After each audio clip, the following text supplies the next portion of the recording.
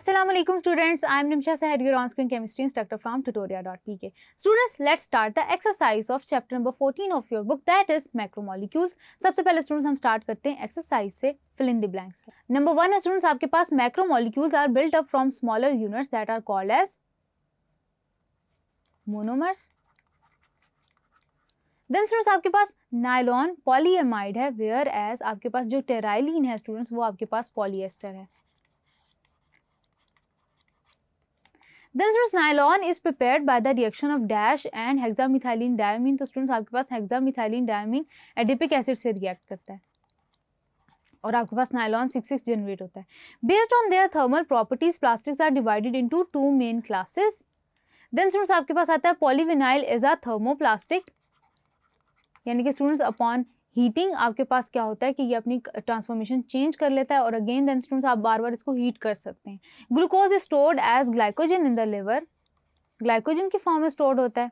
Then students आपके पास next है glucose and fructose are water dash carbohydrates are water soluble carbohydrates. As we discussed, protein after digestion changes into amino acids जिनसे वो constituted है. Then students purine and pyrimidine are dash of nucleic acids, यानी कि students आपके पास जो purine और pyrimidines होते हैं ये आपके पास nitrogenous bases होते हैं, nitrogenous bases.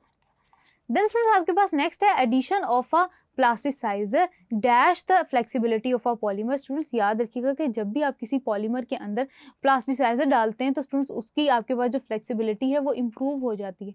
स्टूडेंट्स आप प्लास्टिसाइजर इसलिए डालते हैं ताकि आपका जो पॉलीमर है वो ज़्यादा फ्लेक्सिबल हो जाए. स्टूडेंट्स आपके पास प्लास्टिसाइजर ऐसे कंपाउंड्स होते हैं या ऐसे मटीरियल्स होते हैं जो कि क्या करते हैं, आपका जो पॉलीमर होता है उससे मज़ीद जो है वो उसकी जो टेंसाइल स्ट्रेंथ है वो इंक्रीज़ कर देते हैं. तो स्टूडेंट्स आपके पास improve the flexibility of the polymer. Then students after discussing fill in the blanks आगे चलते हैं, true and false को thoroughly discuss कर लेते हैं. True and false में students आपके पास क्वेश्चन नंबर 1 है nylon 6,6 and terylene are condensation polymers. तो स्टूडेंट्स ये आपके पास स्टेटमेंट 2 है, ये कंडेंसेशन रिएक्शन के थ्रू आपके पास बनते हैं. The disposal of plastic does not cause any pollution problems. तो स्टूडेंट्स मैंने ऑलरेडी डिस्कस किया था कि आपके पास पोल्यूशन प्रॉब्लम्स जनरेट करते हैं, दैट इज स्टूडेंट्स आपके पास ये स्टेटमेंट फॉल्स है.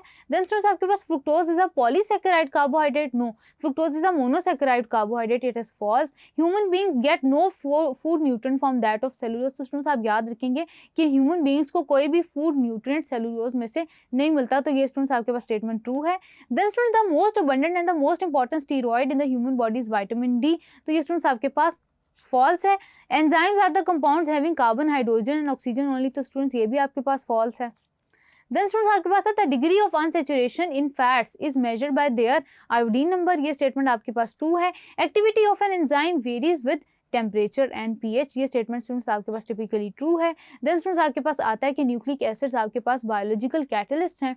ये स्टेटमेंट स्टूडेंट्स आपके पास फॉल्स है. Nucleic acids are responsible for the protein synthesis in the human body. ये स्टेटमेंट स्टूडेंट्स आपके पास टिपिकली ट्रू है. देन स्टूडेंट्स आगे चलते हैं. ट्रू एंड फॉल्स डिस्कस करने के बाद 1 by 1 एमसीक्यूज को डिस्कस करते हैं. एमसीक्यूज को स्टूडेंट्स डिस्कस करते हैं 1 by 1. आपके पास एमसीक्यू नंबर 1 है, in which of these processes are small organic molecules made into macromolecules. The cracking of petroleum, the fractional distillation of crude oil, the polymerization of ethene, the hydrolysis. Students आपके पास जितने भी processes इस typical question के अंदर mention है इन सब में क्या हो रहा है, ब्रेक डाउन हो रहा है. जबकि स्टूडेंट्स आपके पास पॉलीमराइजेशन ऑफ इथीन की केस में आपके पास पॉली इथीन आएगा, which will be the right one. Which of this polymer is an addition polymer. तो स्टूडेंट्स आपके पास जो पॉलीस्टाइरीन है वो एडिशन है, बाकी तमाम आपके पास कंडेंसेशन पॉलीमर्स हैं. विच of this polymer is a synthetic polymer. Students आपके पास जो पॉलीएस्टर है वो आपके पास सिंथेटिक है, बाकी तमाम आपके पास नेचुरल पॉलीमर है. The fibre which is made up of acrylonitrile as monomer is आपके पास PVC, rayon fiber, acrylic fiber, polyester. The right option will be acrylic fiber. Then students आपके पास a polymeric substance that is formed in the liquid state and then hardened to a rigid solid is called as a plastic. ये आपके पास वो polymeric सब्सटेंट होता है जो आपके पास बनता तो लिक्विड स्टेट के अंदर है लेकिन ये फिर रिजिड सॉलिड में कन्वर्ट हो जाता है. वेजिटेबल ऑयल्स आपके पास क्या होते हैं students? A unsaturated fatty acids, glycerides of unsaturated fatty acids, glycerides of saturated fatty acids, essential oils obtain from plants. तो स्टूडेंट्स आपके पास जस्ट अनसेचुरेटेड फैटी एसिड्स नहीं होते वेजिटेबल ऑयल्स, आप ध्यान रखेंगे कि they are glycerides of unsaturated fatty acids. Then students आपके पास है which of the following elements is not present in all proteins? Carbon, hydrogen, nitrogen, sulphur. तो स्टूडेंट्स आपके पास जो सल्फर है वो तमाम प्रोटीन्स के अंदर प्रेजेंट नहीं होता। Which one of the following nitrogenous base is not present in RNA. तो स्टूडेंट्स आपके पास साइटोसिन है, एडेनिन है, थायमीन है, यूरेसिल है। तो स्टूडेंट्स आरएनए के अंदर थायमीन नहीं present. Then students which of the following enzymes bring about the hydrolysis of fats. तो स्टूडेंट्स आपके पास जो लाइपेज है वो आपके पास हाइड्रोलिसिस करता है फैट्स का, यूरिएज आपके पास यूरिया को कन्वर्ट कर होता है, maltase is related to that of maltose, enzymes भी स्टूडेंट्स आपके पास जो है ना कार्बोहाइड्रेट से रिलेटेड है। The reaction between fat and NaOH is called as esterification reaction. आपके पास अल्कोहल और कार्बोक्सिलिक एसिड के दरमियान होता है। हाइड्रोजिनोलाइसिस स्टूडेंट्स आपके पास ब्रेक डाउन होता है हाइड्रोजन बॉन्ड का। फर्मेंटेशन स्टूडेंट्स आपके पास एक डिफरेंट तरह का रिएक्शन है। Saponification is the right one.